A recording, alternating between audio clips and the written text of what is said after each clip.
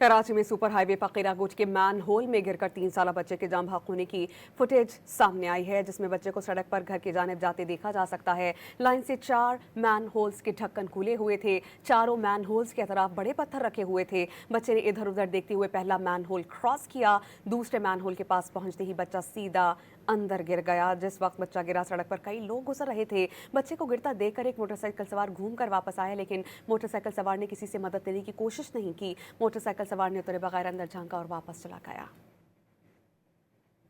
कराची में super highway पर किरागुज के मैन होल में गिरकर 3 साल बच्चे के जाम हक होने की फुटेज सामने आई है, जिसमें बच्चे को सड़क पर घर की जानिब जाते देखा जा सकता है। लाइन से 4 मैन होल्स के ढक्कन खुले हुए थे। चारों मैन होल्स के अतराफ बड़े पत्थर रखे हुए थे। बच्चे ने इधर उधर देखते हुए पहला मैन होल क्रॉस किया। दूसरे मैन होल के पास पहुंचते ही बच्चा सीधा अंदर गिर गया। जिस वक्त बच्चा गिरा, सड़क पर कई लोग गुजर रहे थे। बच्चे को गिरता देखकर एक मोटरसाइकिल सवार घूमकर वापस आया, लेकिन मोटरसाइकिल सवार ने किसी से मदद लेने की कोशिश नहीं की। मोटरसाइकिल सवार ने उतरे बगैर अंदर झांका और वापस चला गया।